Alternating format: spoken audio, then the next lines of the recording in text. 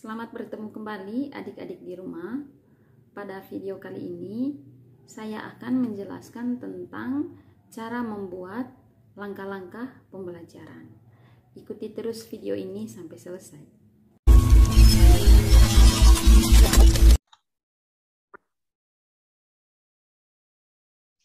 Baik adik-adik di rumah, cara menyusun langkah-langkah pembelajaran itu harus berpatokan pada kompetensi dasar dan pada indikator yang sudah kita susun. Nah, itulah sebabnya kenapa saya selalu mengatakan bahwa indikator yang kita susun itu harus benar dan harus tepat, ya. Harus mewakili apa yang dituntut di dalam kompetensi dasar. Sehingga nanti segala hal atau bagian-bagian lain di dalam RPP-nya kita itu bisa dibuat dengan benar. Karena apa? Karena bagian lain di dalam RPP itu dibuat berdasarkan indikator. Contohnya, kita membuat tujuan pembelajaran berdasarkan indikator. Kemudian kita membuat materi ajar harus berdasarkan indikator.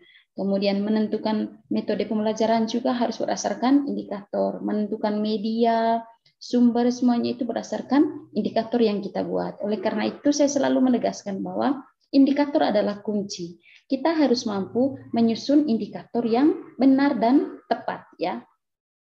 Dan cara menyusun indikator yang benar dan tepat itu saya sudah pernah menjelaskannya pada video-video sebelumnya.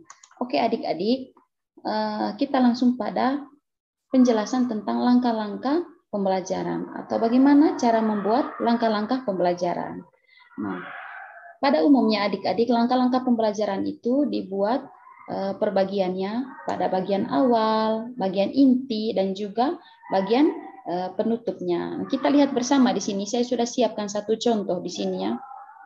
Kompetensi dasar yang saya ambil di sini yaitu dari kelas 5, ya, mata pelajaran bahasa Indonesia, tentang menguraikan isi teks pidato persuasif tentang cinta tanah air dan sistem pemerintahan serta layanan masyarakat daerah dengan bantuan guru dan teman dalam bahasa Indonesia lisan dan tulis dengan memilih dan memilah kosakata baku. Nah, hal yang kita lihat di sini adalah materi utamanya apa? Materinya di sini adalah teks pidato persuasif. Ya, teks pidato persuasif. Kalau misalkan teks pidato persuasif tentang cinta tanah air dan sistem pemerintah serta layanan masyarakat daerah itu adalah nanti itu fokusnya atau contoh yang kita siapkan adalah tentang teks pidato persuasif tentang cinta tanah air, begitu. Tetapi hal utama yang harus guru tahu di sini adalah materi utama kita di sini berdasarkan kompetensi dasar ini adalah teks pidato persuasif. Begitu. Oke, berdasarkan KD ini saya sudah menyusun indikatornya. Indikator yang sudah saya susun itu ada 3. Yang pertama tentang menjelaskan konsep teks pidato persuasif. Jadi tentang pengertiannya, ciri-cirinya, dan contoh teks persuasif secara umum, ya. Contoh teks pidato persuasif itu secara umum. Kemudian di indikator yang kedua lebih khusus lagi, yaitu menjelaskan konsep dan contoh mengenai teks pidato persuasif tentang cinta tanah air serta layanan masyarakat daerah. Gitu adik-adik. Jadi di bagian ini guru menjelaskan tentang konsep dan contoh tentang teks pidato persuasif ini, tetapi contohnya itu atau guru itu sudah menyiapkan contoh tentang teksnya itu. Guru sudah menyiapkan contoh teks tentang pidato persuasif tentang cinta tanah air ini, ya. Kemudian adik-adik yang ketiga itu ini adalah kegiatan yang sangat kompleks. Di indikator ketiga itu indikatornya satu, tapi nanti di langkah pembelajarannya itu kegiatannya itu ada banyak. Ya, kita lihat baik bunyi indikatornya, yaitu menguraikan isi teks pidato persuasif tentang cinta tanah air dan sistem pemerintahan serta layanan masyarakat daerah. Oke adik-adik. Berdasarkan indikator ini, kita akan membuat langkah-langkah pembelajarannya, ya. Kita lihat langkah pembelajaran di sini di kegiatan awal. Pada umumnya saja, kegiatan awal itu ada 3 hal utama yang perlu disampaikan oleh guru. Yang pertama, guru wajib menyampaikan topik pembelajaran. Misalkan anak-anak, hari ini kita akan belajar tentang cara membuat teks pidato persuasif. Setelah menyampaikan topik itu, guru langsung menggali pengetahuan awal ya, misalkan melalui kegiatan tanya jawab. Nah, di antara kalian siapa yang pernah melihat orang yang berpidato? Atau di antara kalian siapa yang tahu tentang pidato persuasif ya? Bisa saja anak-anak mungkin tahu dari surat kabar atau dari televisi seperti itu ya. Jadi kita di sini harus menggali pengetahuan awal siswa melalui tanya jawab, dan yang ditanyakan itu adalah tentang topik yang akan kita ajar hari itu begitu.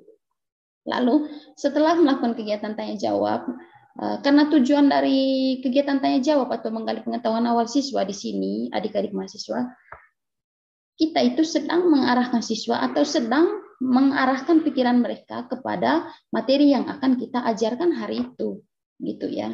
Lalu berikutnya kita menyampaikan tujuan pembelajaran. Apa tujuan pembelajaran kita hari itu? Kita harus sampaikan kepada siswa. Misalkan, nah adik-adik dalam pembelajaran hari ini kita diharapkan itu mampu menjelaskan kembali tentang pengertian teks pidato persuasif, kemudian ciri-cirinya, serta nanti kita diharapkan bisa menyusun contoh teks pidato persuasif tentang cinta tanah air. Nah, itulah yang diharapkan dari pembelajaran kita hari ini.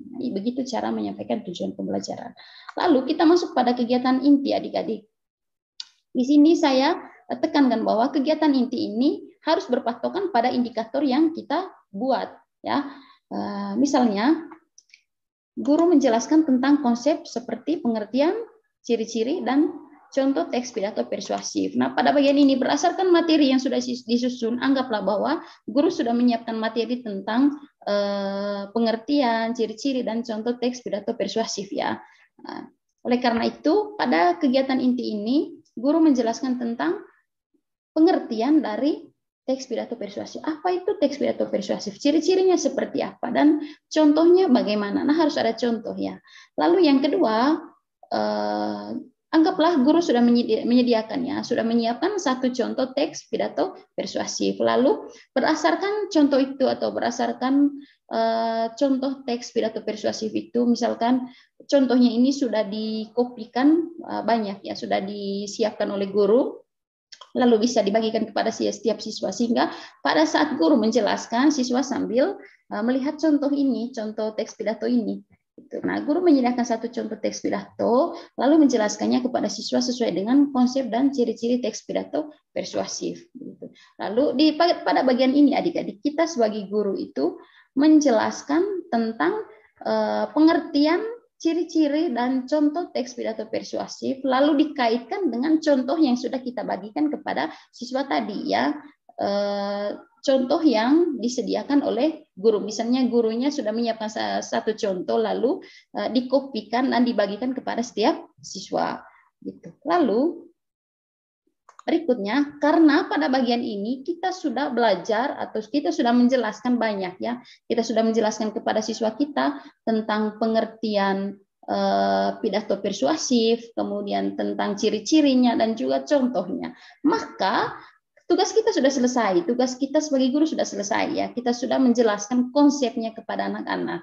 Kemudian bahkan kita sudah siapkan contohnya. Nah, selanjutnya kita meminta siswa agar mereka bisa membuat contoh dengan pengetahuan mereka sendiri berdasarkan pemahaman mereka ya, berdasarkan pemahaman mereka dari apa yang sudah kita jelaskan. Nah, pada bagian ini kita bisa meminta mereka untuk mengerjakannya secara berkelompok. Maka langkah berikutnya adalah guru membentuk siswa dalam kelompok dan menentukan ketua kelompok masing-masing. Kemudian guru membagikan LKS. Anggaplah guru sudah menyiapkan LKS ya. LKS ini adalah lembar kerja siswa yang sudah berisi soal latihan di dalamnya ya. Nah, LKS ini adik-adik dibagikan di setiap kelompok.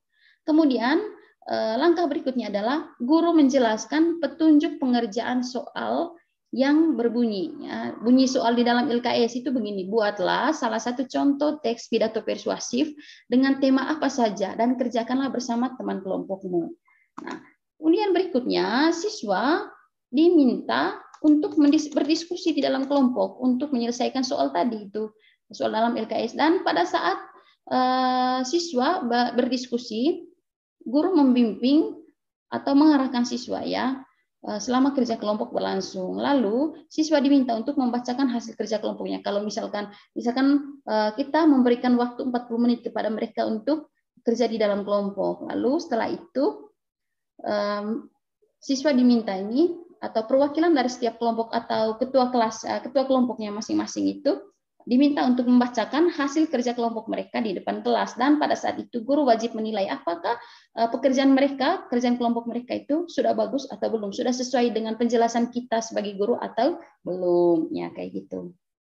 Lalu itu kegiatan intinya. Kegiatan akhirnya kita bikin apa? Pada kegiatan akhirnya guru dan siswa menyimpulkan materi melalui kegiatan tanya jawab. Jadi di kegiatan akhir, misalkan begini, oke adik-adik, pembelajaran kita sudah selesai, tapi ibu atau bapak guru mau bertanya kembali, siapa yang bisa menjelaskan kembali tentang pengertian dan ciri-ciri dari teks pidato persuasif.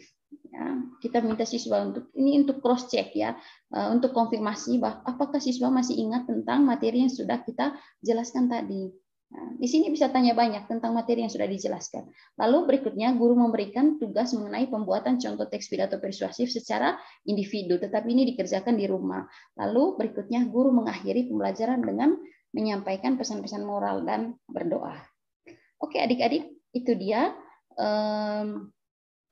cara membuat langkah-langkah pembelajaran berdasarkan indikator. Jadi perhatikan baik indikator kamu, lalu buatlah langkah-langkah pembelajaran yang benar. Sekian dan terima kasih.